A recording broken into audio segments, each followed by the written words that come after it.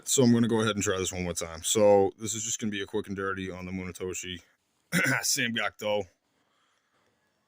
Basically just a Heroes of Curry style blade. Wide, flat. So if you're unsure what a Heroes of Curry style blade is, basically it's a Shinogi Zakuri with no Shinogi. Your Shinogi would be your ridge line. You can see it here. See where it differentiates from the cutting edge. It's kind of raised. And you don't have that here. So we'll just go over the blade real quick, and then I'll fucking ramble on about how this was the sword back in the day, a bunch of shit nobody cares about. But yeah, so the habaki, not your typical standard habaki. It's, you know, they tried to do something different with it, which I appreciate. You know what I mean? You can only look at the same habaki so many times before we start getting bored of it.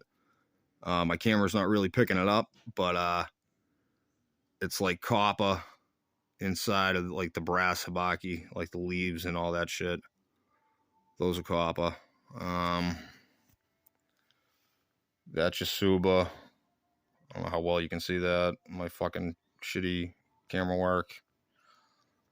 Fuchi Kashira. That's kind of almost like a bamboo mat kind of theme, but like whatever. It's got like the fucking decorative dots and shit in it. Unlike the bamboo mat, Skamaki, not terrible for $150 sword. Black Same, real Same. You can see this right here. It's fucking fairly loose. Probably dab that up with some fucking super glue. That'll hold that tight. Might actually lacquer this whole Ito because, you know, $150. Wasn't really expecting it to be super tight. But obviously there's a fake Hamon on the blade, so I won't feel too bad about sharpening or stropping or any of that shit, because that shit's fake anyway.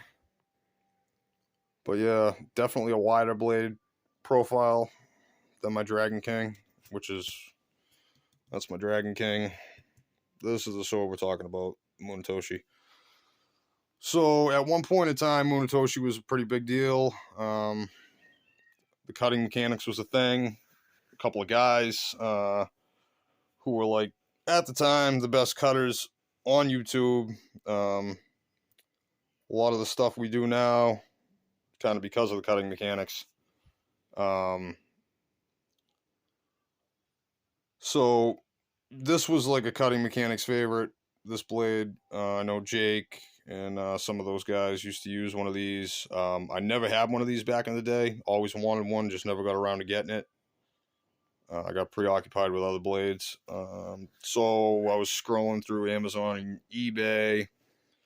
Saw that these were back up. Didn't see them on Sword and Armory's page. So I grabbed one off Amazon. I wasn't even expecting to get this thing until like Thursday, but Christmas came early. So that's cool.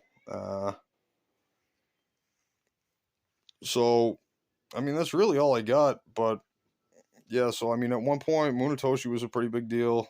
Obviously, the cutting mechanics and stuff, they were coming out with a lot of different blades, and they were kind of pushing the envelope back then for, you know, what you could get for the money. And obviously, that's evolved, and now you can get a T10 differentially hardened sword for fucking probably less money than what I paid for this thing. This is through hardened. I don't believe it said what steel it is. I'm pretty sure it's 1075. But yeah, for $150, man, I like it. I had a munetoshi Heroes of Curry back in the day that was similar to this, but definitely not the same. There was a couple few differences that separated it from this. But yeah, I mean, you guys can still go see those cutting mechanics videos. I'm pretty sure they're on Sword and Armory. I highly recommend watching them. Those guys were fucking great then. They're still great now. Kingfisher was part of that crew. Anybody who's watched his videos realizes how good he is. And he's actually one of the people that helped popularize cutting paper, which is still one of the best ways to train edge alignment, test your sharpness, pretty much all that stuff. I know there's going to be people who are going to tell me, oh, yeah, you can cut paper with stuff that's blunt too, and da-da-da-da-da. Well, yeah, I mean, you can, but in general, paper's a really good medium to find your edge and test your sharpness and test really your technique. You know what I mean? If any of those three things are off, you're not really going to have a clean cut. So credit where credit's due. Eric, all the work you did with the cutting mechanics and shit like that is really the reason why I even looked for this blade so long after it being a thing. So thanks, brother. So I'm looking forward to putting this thing through some bottles. Hopefully we get some decent cuts. I've been toying with the idea of just throwing it on the strop before I even try it stock, but I don't know. We'll see. I haven't even tested the sharpness on this thing yet. I'm not sure how sharp it even comes, but that's really not an issue. I have a strop. I got sandpaper. I got plenty of stuff where I can sharpen this up pretty quick. But that's it, boys. That's what she looks like. If you want one, they're on eBay. They're on Amazon. I can't tell you I recommend it yet because I haven't done any cutting with it, but if the past is any representation of the present, I would definitely say grab one of these. $150, how can you go wrong? All right, boys.